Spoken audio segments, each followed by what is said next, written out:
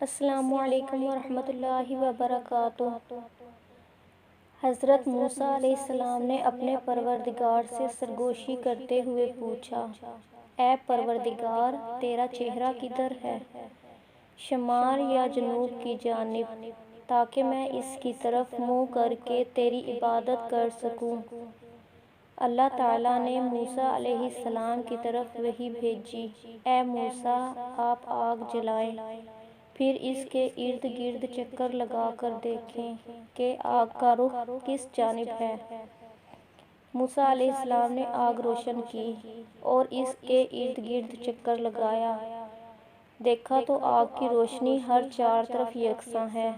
چنانچہ دربار الہی میں عرض کیا، پروردگار، میں نے آگ کا رخ ہر جانب یکساں ہی دیکھا۔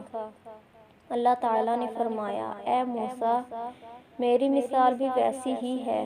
موسیٰ علیہ السلام نے پوچھا، اے پروردگار، تو سوتا ہے یا نہیں؟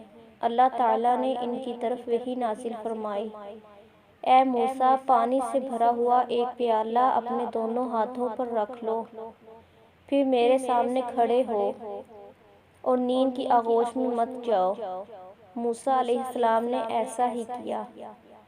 پھر اللہ تعالیٰ نے ان پر ہلکی سی اونگ ڈالی، پیالہ ان کے ہاتھ سے گر کر ٹوٹ گیا اور پانی بہہ گیا۔ موسیٰ علیہ السلام کی چیخ نکل گئی اور وہ گھبرا گئے۔ پھر اللہ تعالیٰ نے فرمایا، اے موسیٰ، میں آنکھ کی ایک جھپک بھی سو جاؤں تو یہ آسمان زمین پر دھڑام سے گر پڑے گا، جیسے تیرا پیالہ زمین پر گر پڑا۔ اور یہ اللہ تعالیٰ کے اس قول کی طرف اشارہ ہے۔ یقینی بات ہے کہ اللہ تعالیٰ آسمانوں اور زمین کو تھامے ہوئے ہے کہ وہ ٹل نہ جائے، تو پھر اللہ کے سوا اور کوئی ان کو تھام بھی نہیں سکتا۔ وہ حلیم ہے، وہ غفور ہے۔ موسیٰ علیہ السلام نے پوچھا، اے میرے پروردگار، تو نے مخلوق کی تخلیق کیوں کی جبکہ ان سے تجھے کوئی ضرورت نہیں پڑتی؟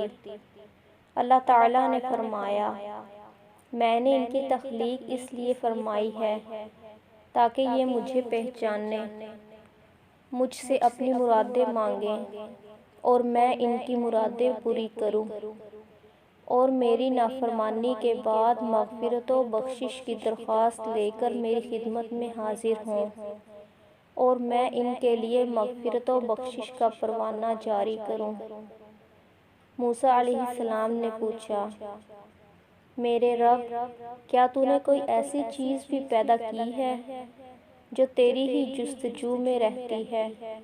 اللہ تعالیٰ نے فرمایا، ہاں، مومن بندے کا دل جو میرے لیے خالص ہے۔ موسیٰ علیہ السلام نے پوچھا، یہ کیسے اے پروردگار؟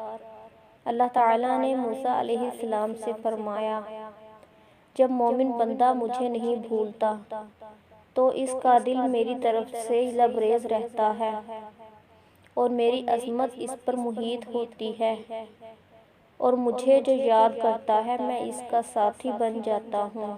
سبحان اللہ۔ اللہ تعالیٰ مجھ گناہگار سمیت ہم تمام مسلمانان عالم کو صراط مستقیم پر چلنے کی کامل توفیق عطا فرمائے۔ آمین ثم آمین یا رب العالمین۔